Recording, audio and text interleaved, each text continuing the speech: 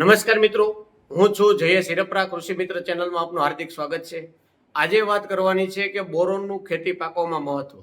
Boron છે આમ જોઈએ તો કે માઇક્રોન્યુટ્રિયન્ટ એટલે કે સૂક્ષ્મ તત્વમાં આવે છે. સૂક્ષ્મ તત્વો આપણે જે 7 આવે છે કે ભાઈ zinc, ferrous, copper, boron, manganese, molybdenum. આ જે તત્વો છે એમાંથી બોરોનનું ઘણું બધું મહત્વ છે. બોરોન જે છે એ ફળ ફૂલ બેસવામાં અને પરાગનયનમાં ઘણું બધું કામ કરે છે. પરાગ નળી એટલે કે પોલન ટ્યુબ છે એ લાંબી અને મોટી કરવાથી એમાં ફળની સાઇઝ વધે છે અને ફળની અંદર જે દાણા હોય એ દાણાની સંખ્યામાં પણ એવો વધારો થાય છે. જો બોરોનની ઉણપ હોય તો જે અપરિપક્વ ફળ છે એ ખરી જવા, ફળ છે એ ફાટી જવું અને ફૂલ ધારણ કરવાની જે ક્ષમતા છે એ ક્ષમતા ઓછી થઈ જાય છે. બીજું, કંદમૂળ જેવા પાક હોય જેમ કે બટાકા છે એમાં બોરોનની ઉણપ હોય તો પણ એ બટાકા ફાટી જવા. ફળ હોય તો ફળની અંદરમાં જેમ કે દાડમ છે કે ટમેટા છે કે એ ટાઈપના જે રસવાળા ફળ હોય તો એ ફળની અંદરનો જે માવો છે એ પણ બગડી જવો અથવા દાણા કાળા પડી જવા. આ બધા એના લક્ષણો છે.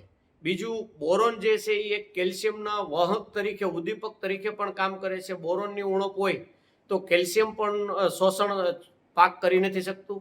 બીજું, બોરોન જે છે એની ઉણપને હિસાબે ઉપરના જે પાંદ છે એ પાંદ અનિયમિત આકારના અને ટૂંકા ગાળાના નીકળે છે. ત્યાર પછીના જે ફળ છે એ ફળ પણ જે પરાગનયન થયા પછી નાનું એવું ફળ બંધાતું એ ફળ પણ ખરી જાય છે. તો આ બધા એના લક્ષણો છે. માર્કેટમાં મળતા બોરોનની વાત કરીએ તો કે ડાયસોડિયમ ઓક્ટાબોરેટ ટેટ્રાહાઇડ્રેટ એટલે કે 20% જે પાવડર આવે છે એ ઇઝીલી ઉપલબ્ધ થાય છે કે જે આપણે પંપે 20 થી 25 ગ્રામ રાખી અને છંટકાવ કરવામાં આવે તો એના સારા પરિણામ મળે છે. નીચે જો આપવાનું હોય તો 1 એકરે 500 ગ્રામ પ્રમાણે બોરોન જે છે એ ડ્રીપ દ્વારા અથવા ખાતર સાથે મિક્સ કરી અને આપી શકાય છે. બીજું, પ્રવાહીમાં પણ અત્યારે બોરોન આવે છે કે બોરોન ઇથેનોલોમાઇન 10% જે આવે છે એનો પણ આપણે 25 થી 30 મિલી રાખી અને પંપે એનો ઉપયોગ કરી શકીએ. 500 થી 700 મિલી પ્રમાણે આપણે જમીન સાથે પીવડાવી શકીએ. બોરોન જે છે એની બહુ સૂક્ષ્મ માત્રામાં જરૂરિયાત હોય છે. જો એનું પ્રમાણ વધી જાય તો પણ એની ટોક્સિસિટી એટલે કે ખરાબ અસર થાય છે કે વધારે પડતું બોરોનનો ઉપયોગ થઈ જાય કે પાણીમાં વ્યવસ્થિત ઓગળું ન હોય તો પણ એને જે પાનની કિનારી છે એ પાનની કિનારી સુકાવા લાગે છે અને બીજી ટોચ જે છે એ બહુ વધતી બંધ થઈ જાય છે. બોરોનની ઉણપ હોય તો પણ એને જે આપણે છોડની ટોચ હોય એનો પણ જે વિકાસ થવો જોઈએ એ વિકાસ અટકી જાય છે.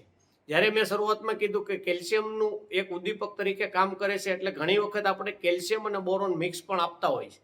પણ જ્યારે 05234 આપવાનું થાય ત્યારે આપણે કેલ્શિયમ આપવાનું ટાળતા હોય છે. તો એ વખતે આપણે ખાલી બોરોન આપી અને એની જે ખામી છે એ આપણે બોરોનની પૂરી શકાય. તો આવી રીતે જે કાંઈ બધા તત્વો છે એ તત્વની પણ આવી રીતે માહિતી આપણે આગળના વિડીયોમાં આપતા રહીશું. વિશેષ માહિતી જોતી હોય તો ડિસ્પ્લે ઉપર જે નંબર બતાવવામાં આપ્યો એ નંબર ઉપર ફોન કરી અથવા પાકના ફોટા મોકલી તમે વિશેષ માહિતી પણ મેળવી શકો છો. જો આ વિડીયો સારો લાગ્યો હોય તો અન્ય ગ્રુપમાં શેર કરો અને અમારી ચેનલ સાથે જોડાયેલા રહો. નમસ્કાર.